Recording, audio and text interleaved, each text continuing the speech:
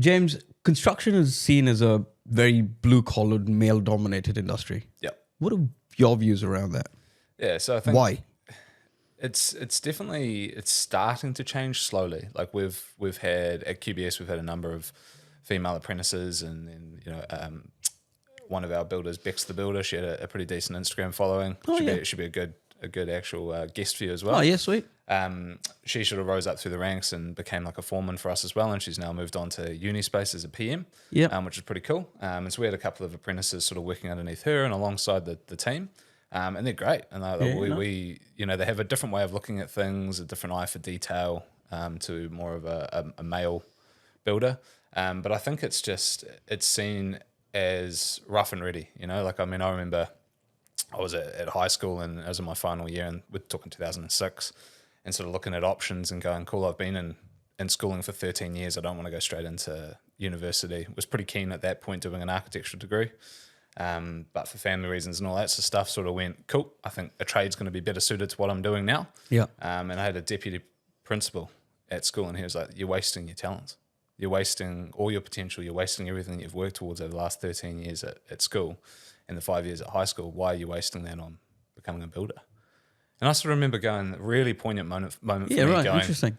well, I'm going to prove you wrong, for one. And so when I started my business and I had sort of 11 people working for me, I went back and did a talk at the school when we started taking on kids through the Gateway program. Oh, yeah. Is that like an apprenticeship program? Yeah, so it's like one day a week, kids in 6th and 7th form can go out of class for the day and go into a trade environment or like a warehouse or logistics or plumbing, all that sort of stuff. And they just sort of learn the trade and see if they want to go into it as a career. Yeah. And so I did a big talk on that alongside sort of bullying and that sort of stuff.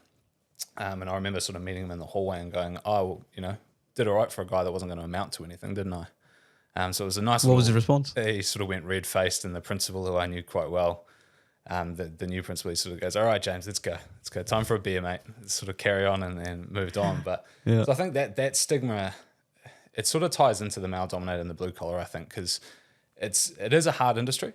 Like and I'm sure we'll touch on. It takes a special kind of person to be in this industry, and it can be fucking brutal. Oh, massively. We've had some terrible pranks go wrong on site. Oh, you've had pranks on site? Oh, yeah. Shit. Bananas getting cut open with a Stanley knife and injected with sunscreen. So the guy goes to eat it at lunchtime, and all of a sudden he's got a mouthful of sunscreen. Guy's working on the plank above him on a scaffold, and he gets his shoelaces tied together so he falls over. Locked in portaloos, dragged around farm paddocks, sitting inside a portaloo, locked in ceiling spaces. Classic one, sent down to Bunnings to get a left-handed screwdriver. That's always a good one. Or down to the site manager. Go ask the site manager for a long wait. Is the site manager's what? Just go ask the site manager for a long wait. A long wait? Yeah. Or just, can you research where we can get some sky hooks so we can lift this bin up? Like, just terrible things. And I mean, a lot of it's in jest. Shocking. And my take on that is to put the serious part to it is each generation of builder needs to be better than the generation before them. So if we got treated like crap and treated like shit, then it's our job to not do that to next people. Similar to when you have children. Like if you've had an upbringing and you go, cool, these are the things I like, these are the things I don't like. It's your job as a parent to go, cool, well, I want to be 10, 15, 20% better than that with my children. Yeah. And I think the same can be said for our apprentices in construction across the board, plumbing, electrical, the whole lot.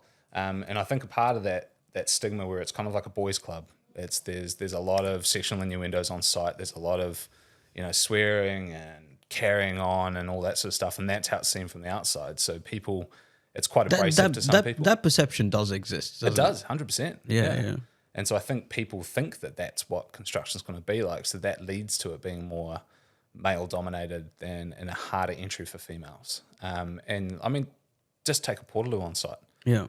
Guys don't like using the portaloos on site.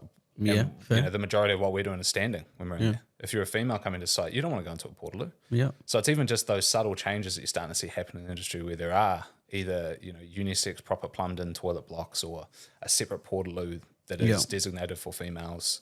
Which is becoming quite common on sites these days. I think it should be on every site.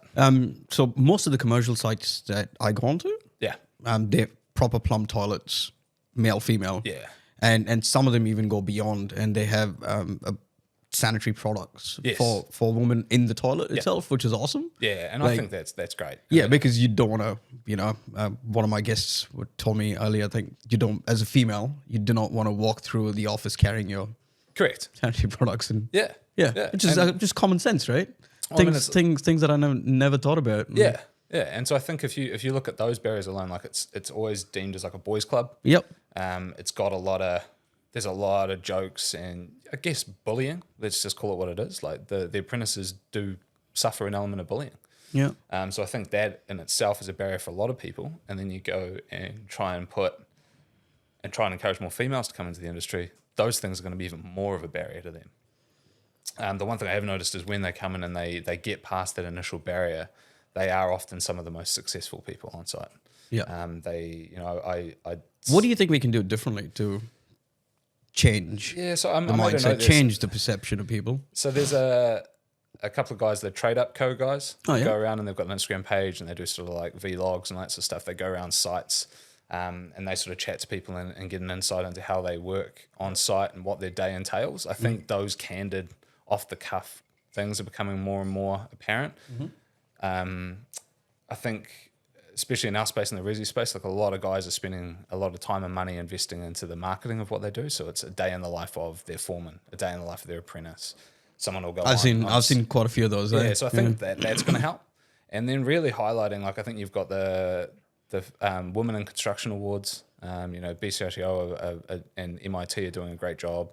Along with sort of placemakers have their own Apprentice of the Year, and the same with Carters.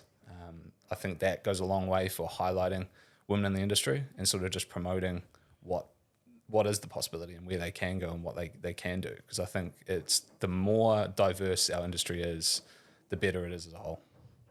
Yeah, but again, diversity for the sake of diversity is quite dangerous, isn't it? Yeah, correct. Yeah, you got to have the right people in there doing the right 100% if you don't have the right skill sets. Correct, doing I think the right that job. Goes across the board. Like if you're not right for the job, you should move on. Yeah. But I think at the same time, we need to remove that stigma of it is a boys' club. We need to make everyone from every walk of life feel comfortable coming on site in the first instance. There's nothing worse. You liken it's your first day at high school as a third former coming into a construction site. You're meeting the foreman or the big boss on site, and the first thing someone says to you is something that ridicules you.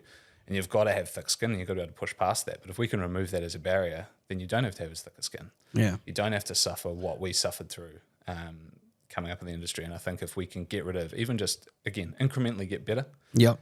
Each generation of builder, and more people are in the industry from all walks of life, male, female. But think about how amazing construction is just in general, right? It's like you're building tangible shit. Yeah. It's amazing, beautiful buildings that are going to last for hundreds of years. I mean, all you got to do is talk to my wife. Everywhere we drive, I'm like, I built that. Yeah. I worked on that. Oh, yeah, that boardwalk through the middle of the park there, that was me.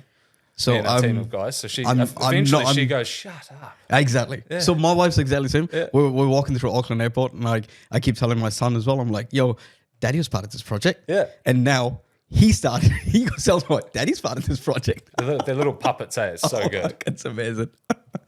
No, that's cool, man. Now influencing step changes industry. Yeah. And having a diverse workforce is extremely, extremely crucial for the future of the industry. It is, because I mean, my fear is that it is dying.